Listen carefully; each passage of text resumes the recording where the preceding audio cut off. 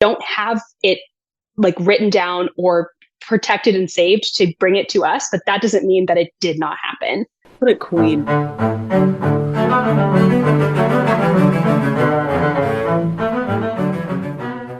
Hi, everyone. Welcome to OSA Backstage. I'm Danny Meyer, and on today's episode, Serena and I get to do the best thing ever, which is deep dive music with the best people. That's right. Matt First and Nicole Cowan join us to talk Brahms and the Schumanns, Robert and Clara. It is amazing how you can talk for an hour and still feel like you've barely scratched the surface, but I think that just means that you have found something interesting. And we have definitely... Humble opinion, I think we've definitely found something interesting. This is definitely geared towards Masterworks 5, which is at the end of March, and you'll hear why. But we started this conversation back last weekend with Jocelyn too, when we talked about Robert Schumann's Final Symphony. And this relationship, the effect they had on each other, the friendship they had, the support system they had is really extraordinary and one of the coolest parts about the 19th century and music history in general. So I'm really glad that these guys were up for the best in rabbit holes and tangents. I hope you're going to love it. I know you're going to love it. Enjoy. Okay, so let me tee this up a little bit because Matt, you and I have done this once. Yep. But we did like kind of a deep dive, and I was super excited, Nicole, when you joined the team, because as far as I know, we've never had a musicologist on staff before. Oh no. And you waltzed in and you're like, by the way, I love all the things. I love the pre-concert talks. I love writing the notes. I love music history. Check, sign me up. Like, fantastic. How do I rope Nicole into all things nerdy from go? So I think the best thing we could do to get this deep dive started, and I hope we'll be able to do more of these in different concerts, is to have you all introduce yourselves as much or as little as you would like. Nicole, why don't you start? Okay. Well, I appreciate being called a musicologist. I do have a musicology degree. So I'm originally from the Dallas-Fort Worth area. I like to say if you've been to the Dallas-Fort Worth airport, you've been to my house because I lived 5 minutes away. I have a degree in flute performance from Texas Christian University, and I'm the kind of kid that liked to do literally everything if possible. And so, I have a degree in flute, but then I decided performing wasn't quite for me. And so I went to Indiana University, and where I come from most recently. And I got a master's degree in musicology and library science. I am an orchestra librarian by trade, and I did start that when I was getting my degrees. So I've jumped around a lot, but I think I've settled on quite a lovely little mix of doing the library work that I really, really love. And then on the side, when my brain decides to have enough time to do some history and do some deep diving and tell fun stories. I think that's kind of my favorite part about being in this sphere and like a public concert kind of way, is just like, there's so many things that I don't know, and there's so many things that other people don't know, that makes all of this history so cool and so much more alive than I think the maybe broad public gives it credit for. And so I really, really enjoy any space to, engage in that intellectual diversity and that engagement with other people. Yeah. Matt? I'm Matt First. I write the program notes for the Omaha Symphony. I'm in my 3rd season doing that. I'm a composer, teach composition online. And we currently live actually just a little bit outside Chicago, moved here about a year and a half ago. Yeah. And Serena? My name is Serena. I'm the assistant conductor of the Omaha Symphony, and Danny and I have this podcast because we enjoy all things nerdy, and so this is going to be super, super fun. We just performed Schumann's 4th Symphony, so I think this really comes at the right time. You have a little bit of context, and now we're here to go on some tangents. That is exactly right. And the specific tangent that we're so excited about is actually going to come to fruition in Masterworks 5 in March. And that is, we've been, the concert title, I think, is Brahms' 4th Symphony, but we've been calling it internally Brahms and the Schumanns, because the piece opens up with a work by Un Suk Chin inspired by Beethoven's legacy in honor of his 250th birthday. And then you have Clara Schumann's Piano Concerto, which is just sublime, and Brahms Symphony Number 4. And so you might be thinking, well, where is Robert Schumann and all of that? But we're going to get to that. Robert Schumann's hands are in everything. And so, Nicole, I want to open the floor with you. What do you think of? What's your first response when I say the name Johannes Brahms or the Schumanns to you? Where do you go? A lot of different places. I think the funniest little aside is a colleague that I was studying musicology with used to say that Brahms was like nothing. He was like, honestly, I don't understand the hype around Brahms. I just, he just sounds like Beethoven and like he doesn't really do anything interesting.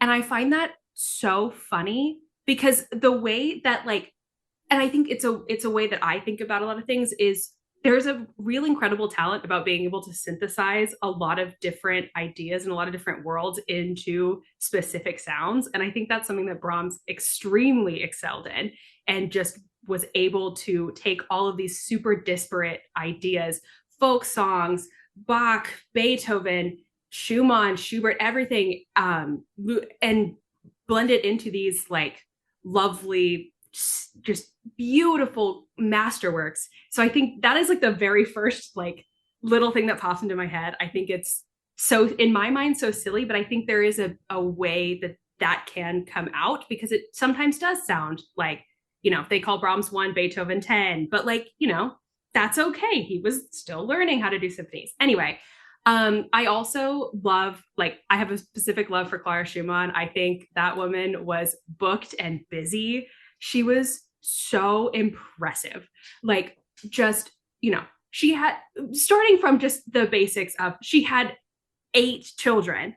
Imagine just trying to, I can't imagine even taking care of a 400 square foot house, let alone so many children and a completely robust performance career of her own, but also a champion of new works, of her husband's works, but also of all works of both her friends and people that she admired and viewed as important figures. I think I have a lot more to say about Clara. I did a whole presentation about her in class for one project musicology, but I will stop there to let some other people. Okay, so that's amazing. So you're coming at it from look at the incredibly extraordinary way these people brought their entire environment around them and then also hustled their buns off, especially in Clara's case. Okay, amazing. Matt, same question. What do you think when we talk, what comes to mind when Brahms or the Schumanns are brought up?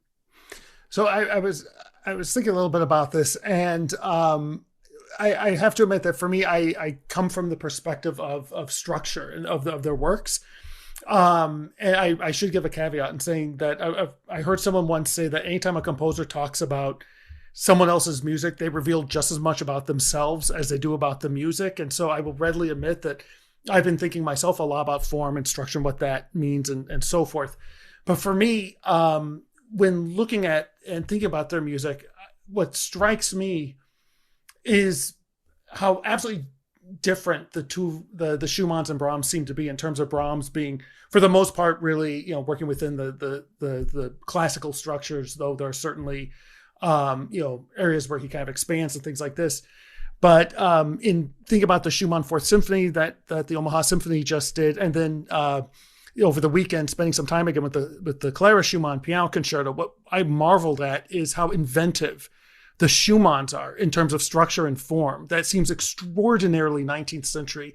And that I'm finding myself, as much as I love Brahms and he's a hero of mine, I'm finding more and more fascination and find myself thinking much more about the Schumanns these days and just what it means with their approach to Clara Schumann, in her case, the Piano Concerto, and Robert Schumann, the Fourth Symphony, both of which are just extraordinary in their innovations of structure and form, which I find just amazing.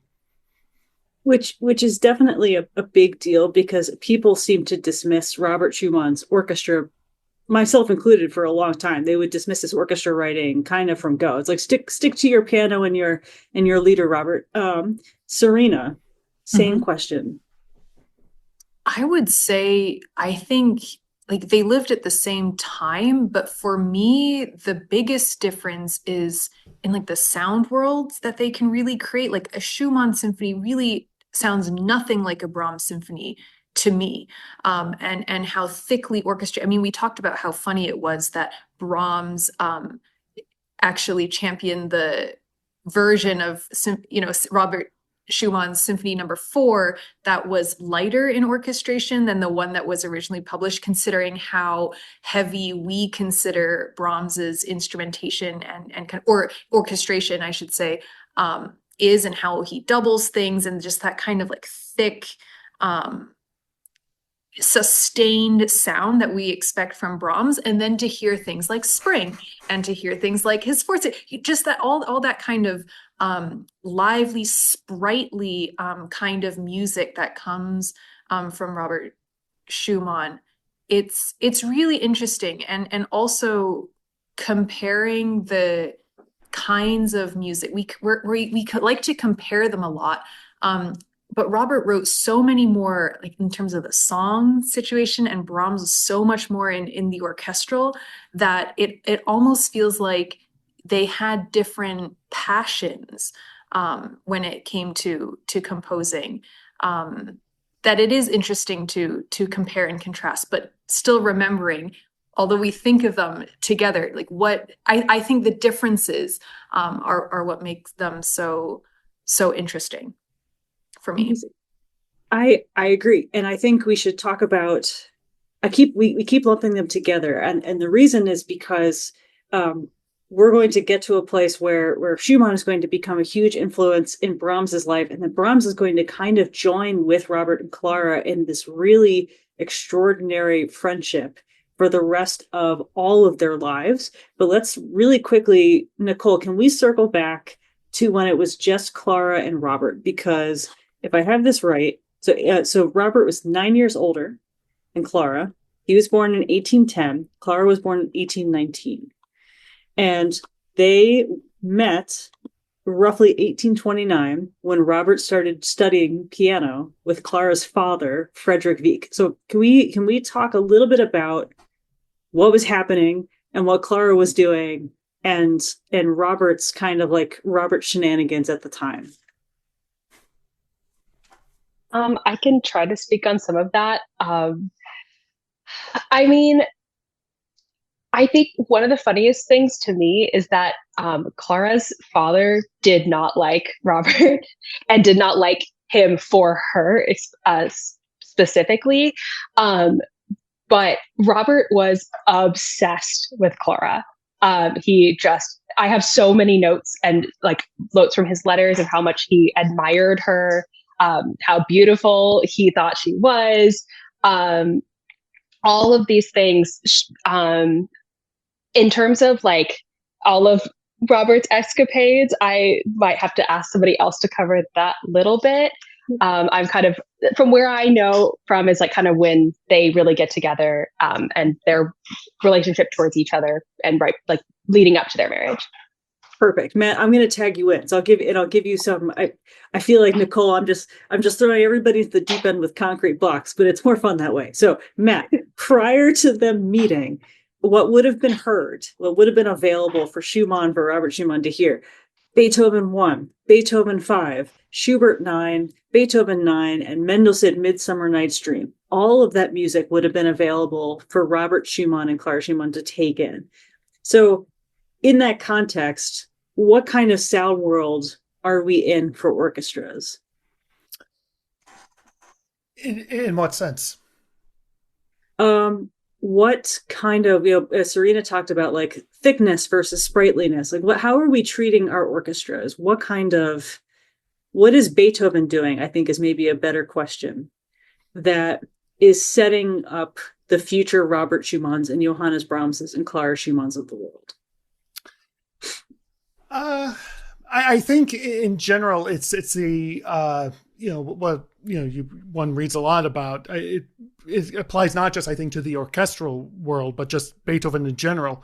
When you look at the some of the harmonic progressions that he'll do. So, for example, modulating to the mediant, which is a third away from the tonic, as opposed to the dominant for the second themes, which is pretty typical. So, example, in the Waldstein Sonata, the second theme's in E major. You would typically expect it to be in G major, as the whole piece is in C. But Beethoven, through modal mixture, which is when you combine the major and the minor keys and switch back and forth, is able to expand all the possibilities of where one can go harmonically. You think about that. You think about some of the things one might see with Mendelssohn, with kind of harmonic, progressions that are a little more innovative. I think you see some of that in Schumann's works. I'm thinking particularly of like the early works of like Papillon and Carnaval. Similarly, in terms of structure, expanding what structure means, the organization of musical ideas. And I think, thinking back of Schumann 4 and just the innovations that we see with that. And even in the Clara Schumann piano concerto, like there's some harmonies there that I think I should precede what Liszt will do, 20, 30 years later. There's some really extraordinary things in that, as well as the cyclical form, which, you see a little bit of that with like Beethoven's Fifth Symphony, with the bum, bum, bum, bum theme happening throughout. But you see some of that with the Robert Schumann Fourth Symphony. You see it clearly with the Clara Schumann piano concerto with the two outer movements, brilliantly done. I think just the whole concept of form and what form means, along with the possibilities of harmony, kind of coincide. And I wouldn't be surprised if one could throw Berlioz in there as well, as someone that was probably highly influential in this sort of thinking. But again, that's where my head's at anyways, and looking at this music. So do we know if they would have been, like, how easy would it have been for them to go experience concerts at that time? I can talk on this a little bit if you want. One thing that I love about this time period is there's just so much, like, we're seeing really the rise of the middle class. Everything is getting more accessible. So instruments specifically are being more industrialized. So it's cheaper to purchase them. More people can have them in their homes. And not only and because of that, we see the rise of a lot of like chamber spaces and a lot of music being heard that were these larger forms being transcribed, adapted for smaller groups. There was a lot of this like salon culture. Clara had salons in her space, but also just around all of these important people meeting and listening to this music via playing it and experiencing it, not just as a listener, but as an artist. Not only is it a lot of these pieces, Beethoven, Mozart, Bach, are being like used to train Clara and Robert and all of their students. It's how you see so many the early repertoire is those really like foundational pieces. But then you also see that later on and championed by these composers. I think a really fun, in terms of like places where music was being performed in a more public space, we don't see it at the very beginning of the 19th century, but it starts to become bigger and more popular. We see the rise of the conductor. At first, the way that we practice, that we set up a concert now is by no means the way that it looked in the 19th century. Rehearsals sometimes, but largely no. Like I said, the conductor, the idea of the baton, something that, as we're getting like Mendelssohn and pushing forward. But there was the Gewandhaus in Leipzig, I think I'm pronouncing that correctly, which was originally a guild hall for like cloth merchants. But they put on this music series that got bigger and more popular, and more people were going to the point that they had to keep renovating the space to make it hold more people until eventually it couldn't. But becomes such an important concert house. We see so many performers going here. So we have Mozart's performance in Leipzig, where we heard piano concertos. We have Clara's first public piano recital. We have Beethoven's Fifth Piano Concerto being premiered there, Schubert's C Major Symphony being premiered there. Schumann's First Symphony, Mendelssohn's Violin Concerto, Brahms's Violin Concerto, Wagner, every single voice that, like every pop famous person of the Romantic era goes through this one house. And I think it's a perfect snapshot of like what everything was going around to like experience this music, but also people playing it in their homes. And I don't know, I just think it's a cool space that reflects what was happening in the broader public of music. That's amazing. I especially love the idea that you're getting, because Serena and we talk occasionally about the Beethoven curse when it comes to a first symphony, right? Because Beethoven's standard, what he chose to do and how he chose to transform things, meant that anybody who chose to write something called a symphony after the fact had to contest with that bar. So it had to be innovative but not scandalous, and it had to be new and exciting but not, it still had to follow the rules, and the rules were kind of like changed and made up at points. But so you're saying though that like not only were people given more chances than ever to experience the music as a concert goer, at least in the sense of the 19th century, but they could have heard it in their own living room.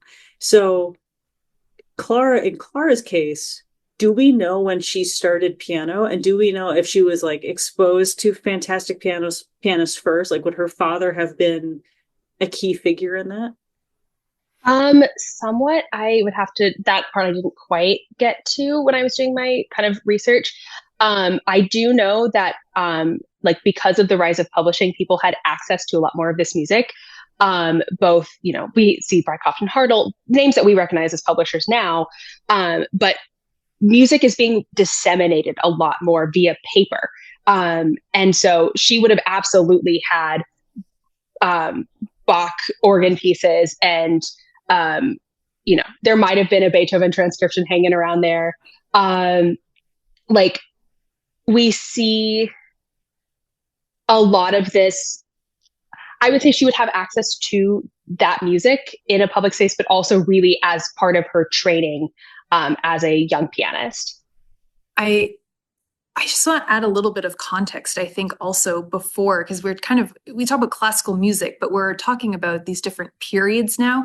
And this period that we're talking about here is kind of this romantic period. But what happened before this classical period, which is that Mozart Haydn that we're talking about, that the Brahms and Schumann of the Romantic had access to, that musical life was different from what Nicole was talking about, in that was mostly about courts. So you kind of had these people in positions of power that were holding kingdoms, courts, and things like that were paying as patrons for composers like Mozart and Haydn to write court music. So at that point, symphonies were much smaller in instrumentation, fewer musicians, because it was more of like a court orchestra, things like that.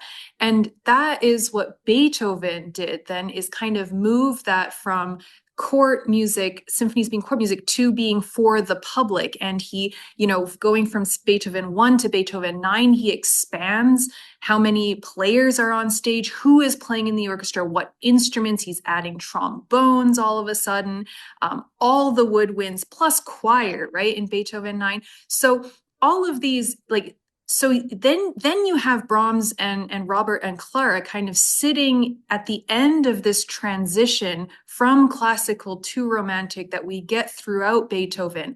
And I think that is kind of important to imagine, that what life was like in kind of the generation before, and then how Beethoven, transitioned them into this time where things were so much more accessible, the arrival of the printing press, and everything. And now they are studying these works, and everything that Beethoven built up, like Danny was saying, also became this big cloud that was hanging over now.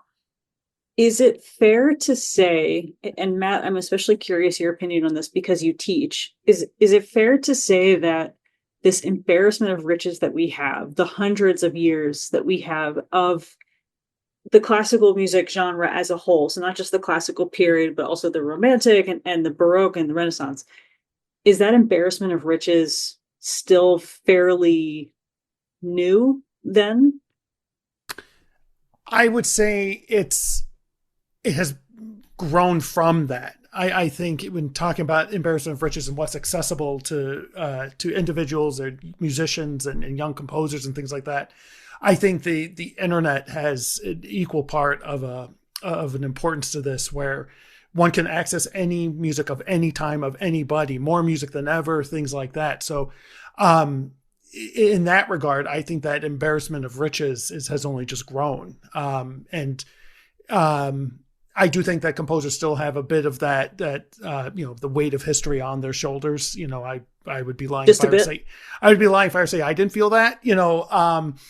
But I also think what has happened, at least for today, and maybe I'm getting a little bit off topic here, forgive me, but is an openness to all sorts of music that is, I think, very unique to this century, as opposed to some other centuries where everything was kind of, you had pop music here, you had classical music here, you had jazz here, everything else.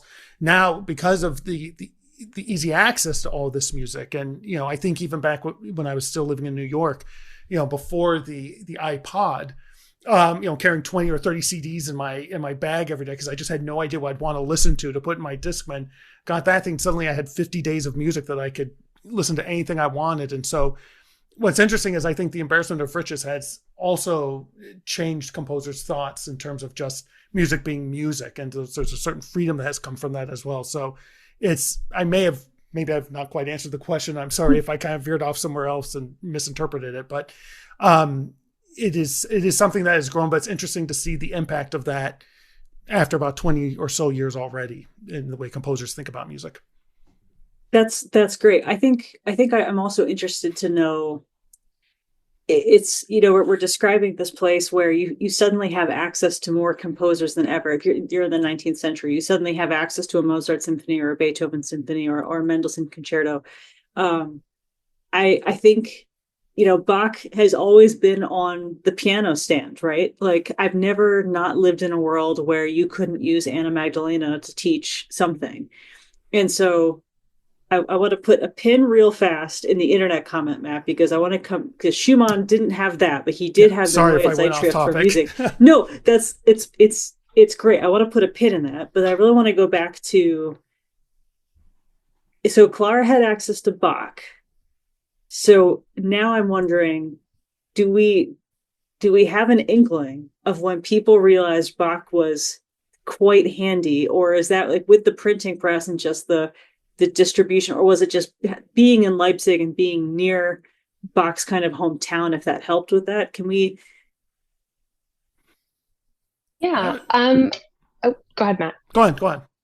Okay. I was going to say, I think another really important factor in all of this is the rise of the importance of just art in absolute general. So we're talking poetry, literature, the sciences even, becoming like well-read and well-versed in history, all of these, paintings, every little bit of art, I think really, like, that becomes such an important thing, and having opinions about that art and having that influence how you create was a very important ideal in this time. The Neue Zeitschrift, sorry, I think is really great. It's a great point to bring up, because if you look at how he writes, and if you look at how other people were writing around the time, so much of the language changes, and it becomes so artful in the way that words are specifically put together to explain something.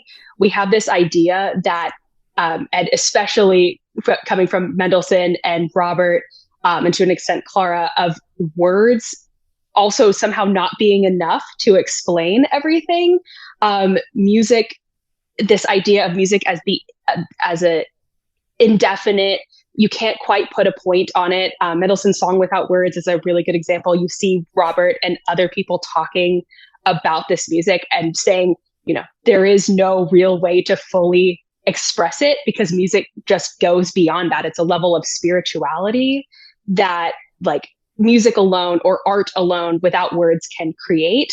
And so I think, knowing about Bach and listening to his music and playing it in concerts, especially, and like bringing that up and using that to inform your own practice and then also just inform your own discussions with other people around you. I think it's just kind of like microcosm of a lot of really interesting ideas. And that's I think part of the reason why we see this emphasis on medieval and like older things being brought back into this time period, because people find the importance of it to both like talk about but also inform the future. There's so many rabbit holes we can go down. I don't know which one. Okay, I'm going to combine a couple of them, right? So Nicole, you brought up music is creating something that is almost beyond expression, beyond using physical words, right? Then we have the split that happened before Brahms really came on the scene, but it was the Wagners of the world versus the Brahmses of the world. And Matt, can you talk a little bit about what Wagner, because we talk about pure music over here with Max Reger and Johannes Brahms and all the good stuff, but Wagner had a different idea. And what was that idea?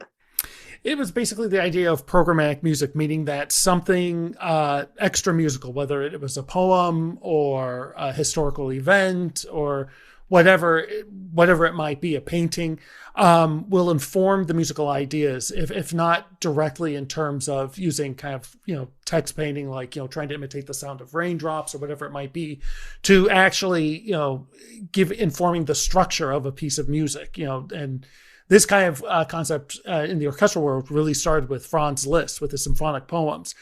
And so you start to see that split between, like you said, the absolute music of Johannes Brahms, who, typically adheres more to the classical structures, and then this more, this different approach to structure and music making with the programmatic music. So two completely different worlds, though. I will say, to me, it's amazing how much there is a bit of overlap between the two. And again, I think this is where Schumann comes in. Oddly enough, perhaps setting Brahms on the direction of being the absolute music, figurehead, with his article proclaiming him the heir to Beethoven, which what 20-year-old wants that on their shoulders, right? No 20-year-old. Right. But you look at Schumann's music, and what I find just so, what I love so much about Schumann is it seems to combine these two things, which I find absolutely fascinating. Again, going back to the Fourth Symphony as an example of this, it just, just this different concept of structure that goes beyond what was classically done by, Mozart, Haydn, and even, some of the earlier Beethoven symphonies. Yes. And it's what's fantastic about this setup is you have someone like Schumann who, whether he's doing it on purpose or not, is straddling both. He's using some of the concepts that Wagner would espouse. And we look at this Fourth Symphony, even Spring, yes, it has a name, but it's not a program. It's not even Beethoven 6, where it's like, a guy goes for an adventure, gets caught in the rain, everyone lives happily ever after, it's fine. But it's an opinion. There was very much, and not just an opinion in the music world, but a rift. And Schumann would be there because to inform everybody about this rift and about the directions of where the world is going. Because without the internet, he had the next best thing, which was a magazine, the Neue Zeitschrift for Musik, he co-founded, and I believe, yes, in 1834. And that was it was not going to say our YouTube at the time, but like as close as you can get, right? And so this is where Matt, he does what you just said. He's poking around, he's listening, he's having access to all these concerts. He's been sitting in piano lessons with Frederick Wieck now for like 5 years. And Clara must be well aware at this point, Nicole, that he's totally obsessed with her. But he starts this magazine, he hears Brahms. I do not know the exact circumstance, but he does what you said, which is he proclaims him to be the next coming of Beethoven. He puts Beethoven's legacy firmly on Brahms' shoulders. And what I think happens next was really fascinating to me, because Brahms could have essentially he could have crumbled one. He could have given Robert Schumann the bird and walked away either into obscurity or at least just as far away from Robert Schumann as humanly possible. But he chose option number 3, which has become lifelong best friends with Robert and Clara Schumann. And so this is where I want to go back to. Nicole, if we can deep dive back into your history of Clara Schumann.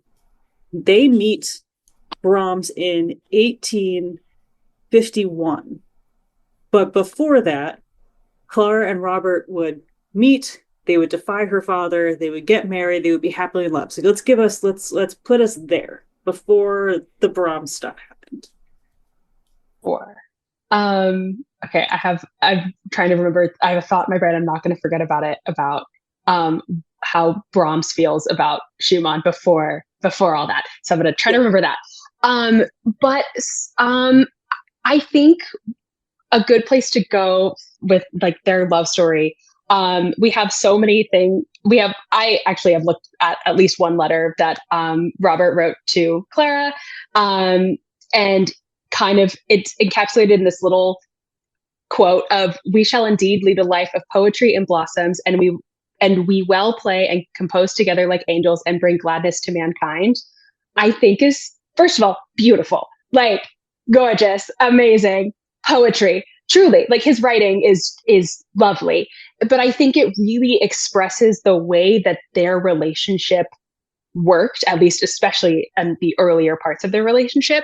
They were seated at the piano together, playing all the time. There's a quote that Robert is speaking to Mendelssohn saying, "Oh, we were playing some of your organ sonatas. Unfortunately, we only had the piano to perform them on, but we find them so beautiful." Their life together was the same kind of microcosm that I was talking about earlier of art and culture and music. And because they were both performers and composers, they could they talked about music. I can just imagine how they describe music to each other.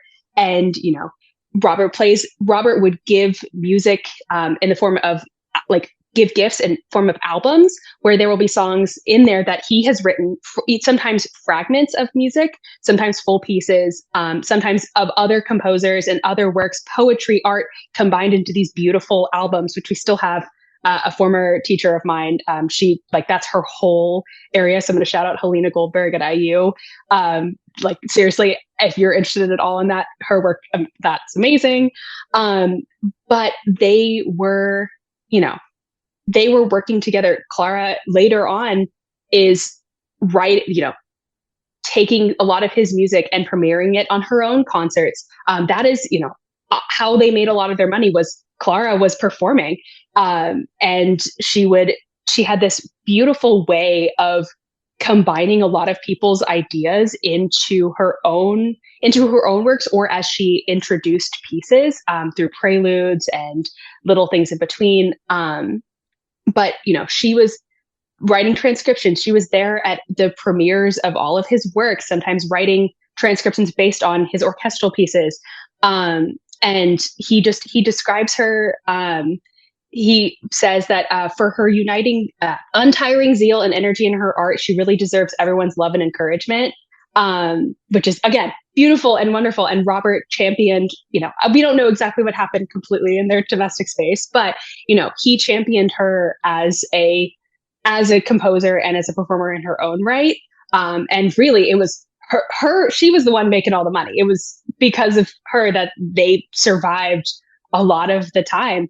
But you can just tell how much he writes about her in words, writes about her in music, how much they really loved and cared for each other, and their brains just really were a lovely, lovely match. I tell my husband to up his poetry game. There's a lot there. There's a lot there to unpack because it's so gorgeous. I think my follow-up question would be, did Robert he had obviously the highest regard for Clara's music and her performances. Do you think that was evident in the information that he was channeling out, say, through the Neue Zeitschrift? Or would he have stuck with the more acceptable conversation pieces at the time, which were unfortunately the big boys? I mean, I think from what I have looked at, it was a lot more in that domestic kind of space, like letters to friends. I did not find anything, but that doesn't mean that it doesn't exist. That just means I didn't see it. That especially the way that he would talk about music, it seemed like he was more talking about the big boys more often than not. So now let's unpin that question of what did Brahms think about Robert Schumann, and then we can talk about the three of them as a unit. So I was doing some reading, and there's a really funny phrase, and it said that Brahms had kind of tossed out Schumann as he had listened to some of his works, heard some of it, and was like, nah, he's not that great, which is hilarious. And then through the meeting of Joseph Joachim, the violinist, who was also friends with Clara and Robert, he imparted onto Brahms to give it another shot, meet with them, speak with them. And so he kind of took back up this okay, I'll relook into them. And suddenly he was on their doorstep being like, hi, I'm really interested in the work that you've done. And then they become friends. I'm leaving out some details that are a little fuzzy for me, but that's kind of the broad stroke of that. So it was, he's just fine to I really actually should be friends with these people and work with them. And I think that's that's another, okay, a somewhat, maybe not juvenile, but just not fully understanding or working through a composer's work. Same kind of thing that society did for a lot of composers. And we only now see them as masters of the genres that they wrote in. Stuff of that, of revisiting and rethinking to then discover what you can learn that you may have dismissed previously. I love that. And for context too, Brahms wasn't born until 1833. So my guy was he's 23 years younger than Schumann, and he would have been very much a juvenile bébé when he was first mentioned by Robert Schumann in the Zoya Night Shift, right? And so you're right. So allowing these people to be human and allow them to be teenagers or very, very young when they're first mentioned. But he would still sit on, he drafted Brahms's first symphony. He drafted in 1854. He wouldn't publish it until 1876. And so in some cases that kind of annoyance, that tossing out of Robert Schumann, absolutely not, but still sitting with that legacy of the mantle of Beethoven for 20 years speaks to me as having a lot of anxiety about putting that first step into the world. And so Matt, I want to ask you, we joke that Brahms 1 is Beethoven 10. Can you talk about why people make that joke?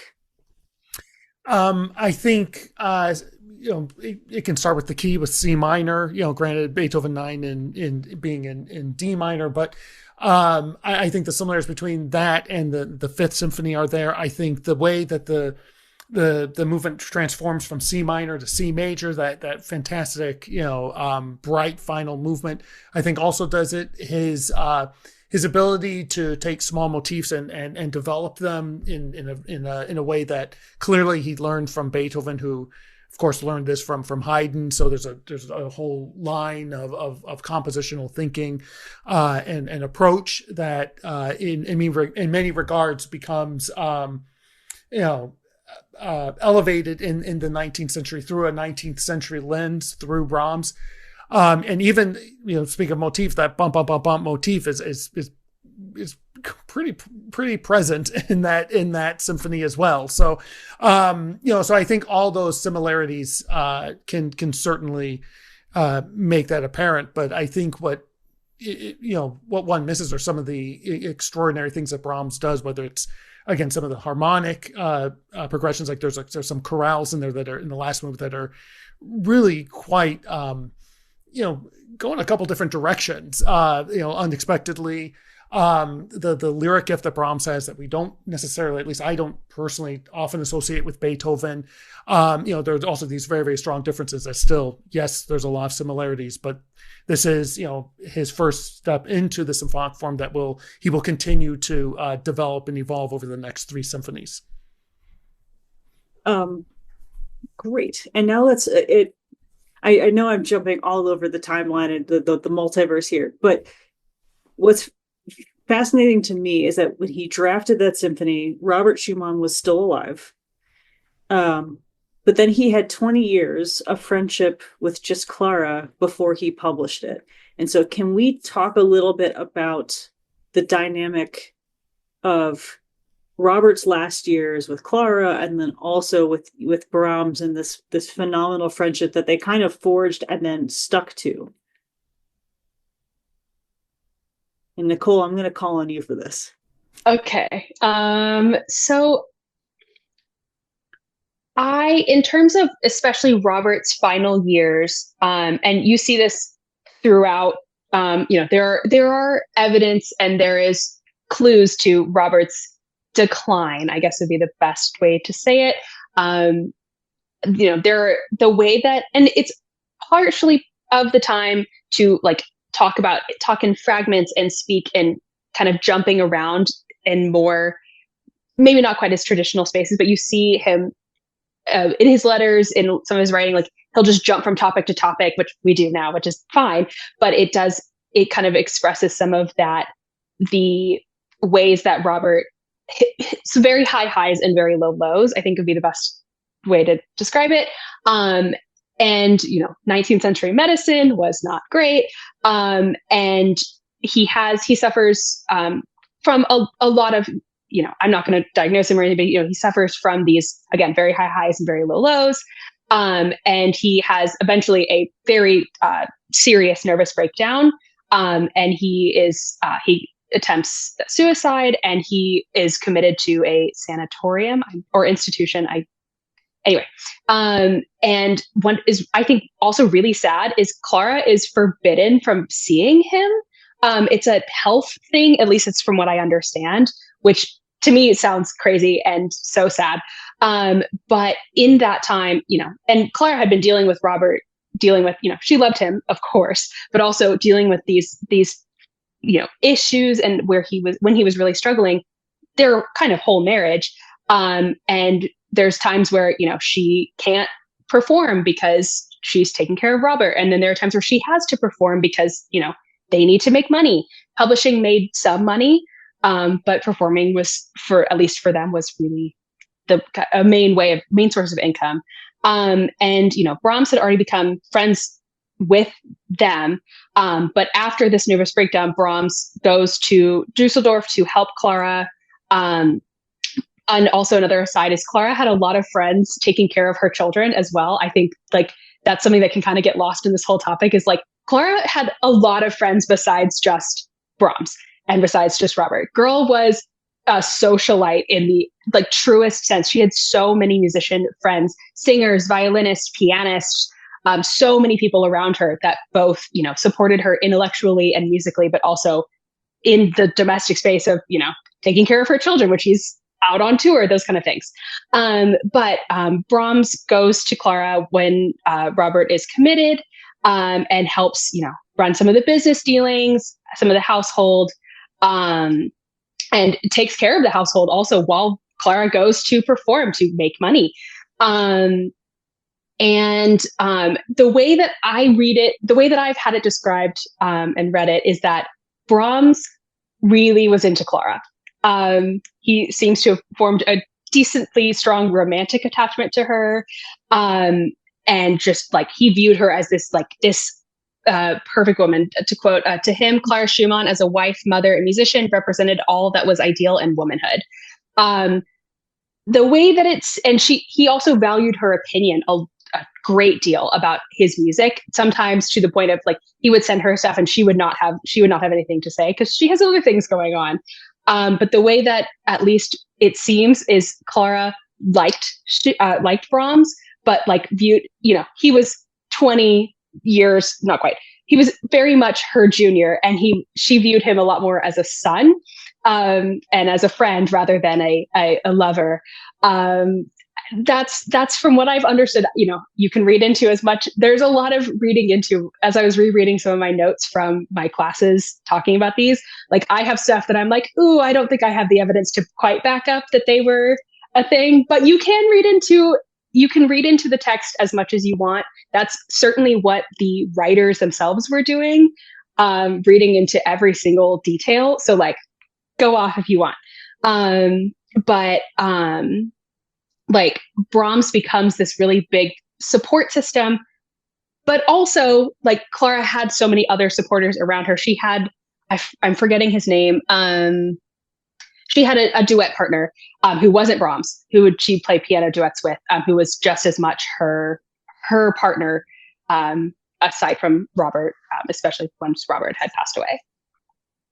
Is it safe to say that Brahms ultimately became more reliant on the Schumanns than perhaps Clara was reliant on Brahms, as they disregarding how close they were as far as just like codependent relationships? Does that feel?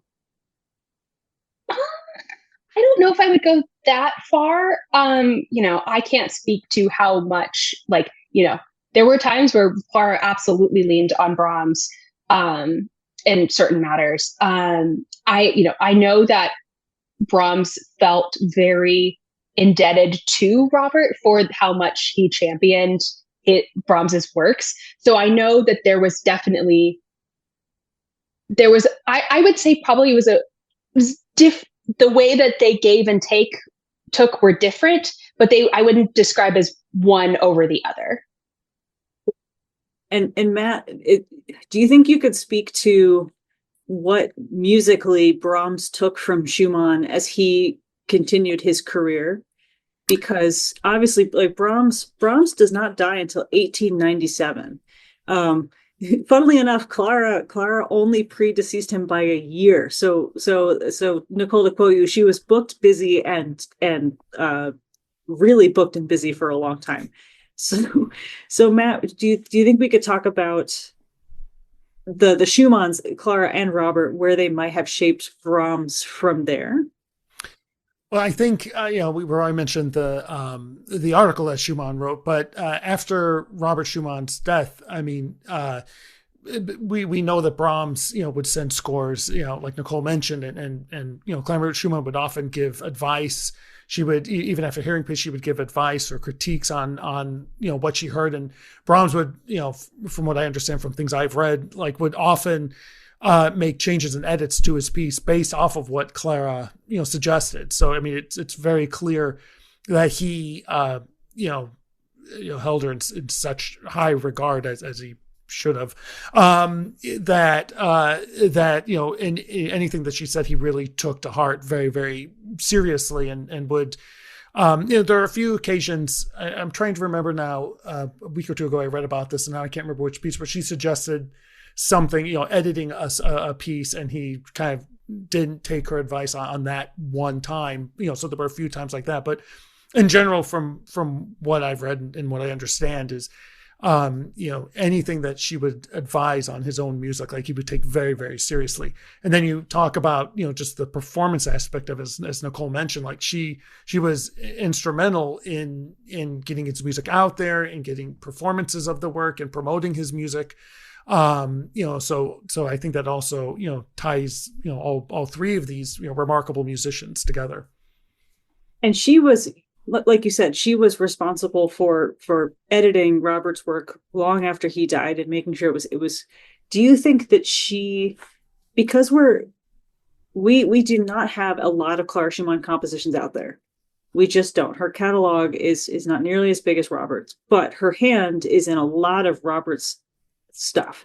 And so do you think, is there an argument to be made that by Clara spending her life both perfecting her own craft, editing her husband's work, getting it published, and constantly being exposed to the music of other composers like Brahms who wanted her opinion, that she in fact became someone, I'm going to say akin to Nadia Boulanger, who, this 20th century scion of all things amazing composers, maybe her own catalog doesn't match, but her influence becomes that much more important? I would think so. Go on, Nicole. I'm sorry. I was going to say that something that I looked at specifically for Clara, that we don't necessarily notice because we don't have a lot of physical materials that remain.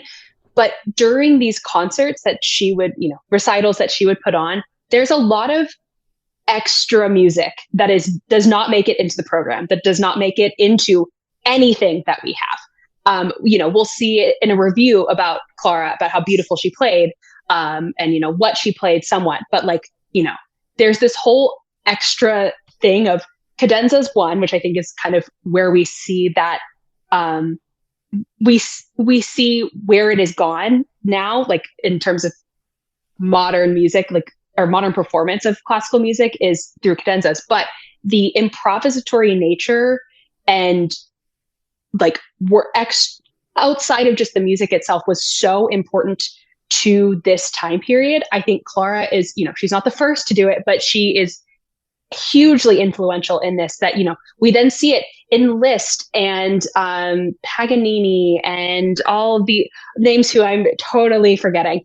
But where all of this extra music that's just not written down comes from. So we see Clara's writing about Clara's prelude writing. She did a lot of, it's described about her concerts that there were little short preludes or pieces in between almost every single one of what was being performed.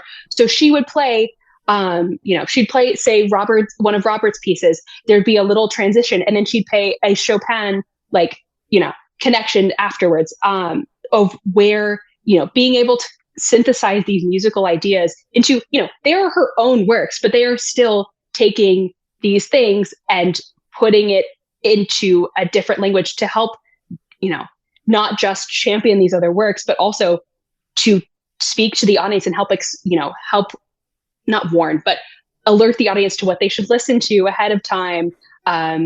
Let's see. Clara's intention was to show the individuality of each master, to represent him, his innermost being with understandings and feelings, and that these preludes were effective in introducing potentially abstruse works to the public, aim of making complicated and unfamiliar works accessible to her listeners. So we don't have, we have some of her preludes and some of her improvisations written down somewhat at the behest of her daughters, but we don't have most of it.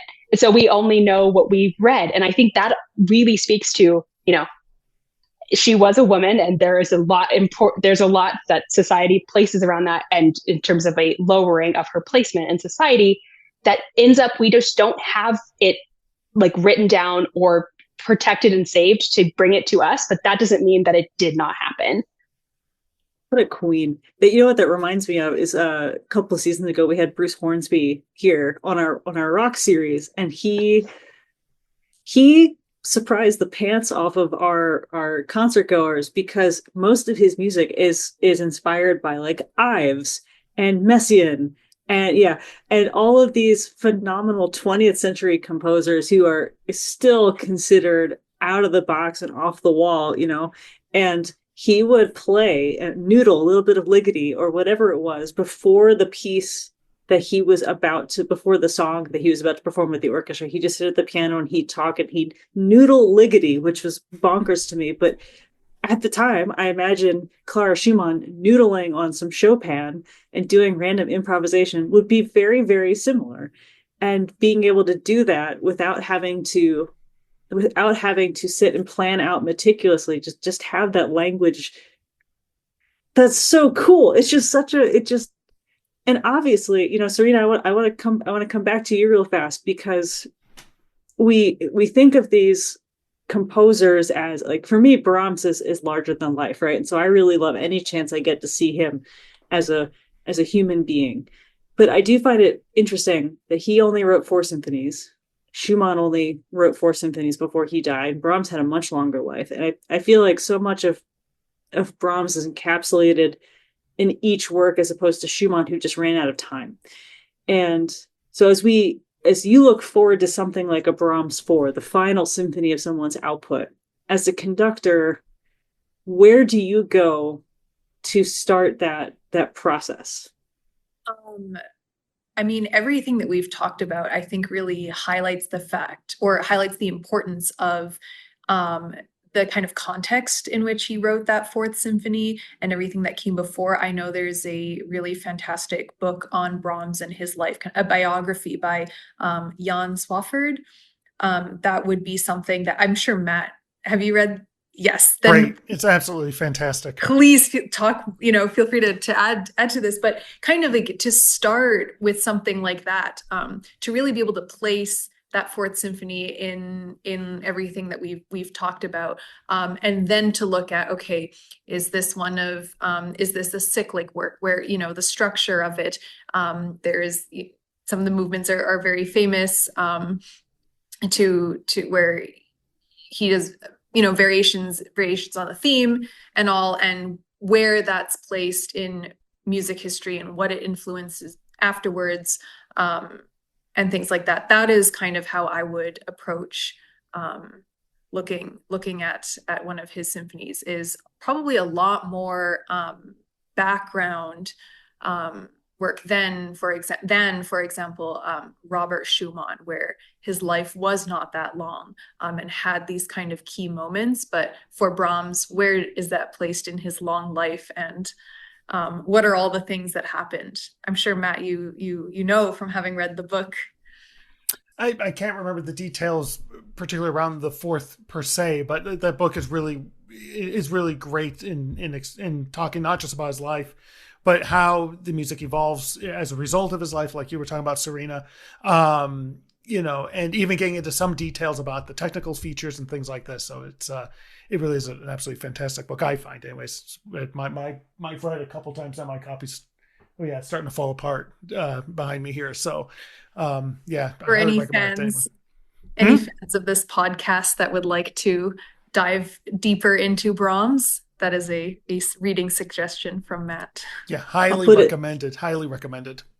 I'll put it in the show notes. Yeah.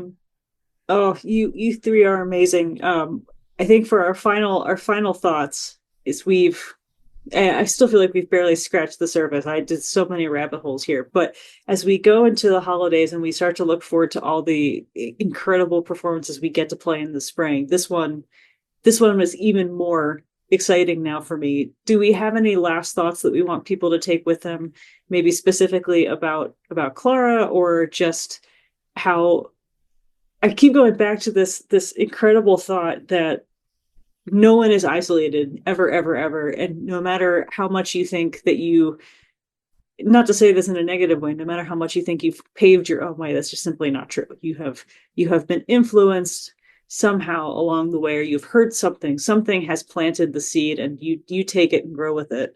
But last thoughts on maybe Clara's influence as she nearly got into the 20th century.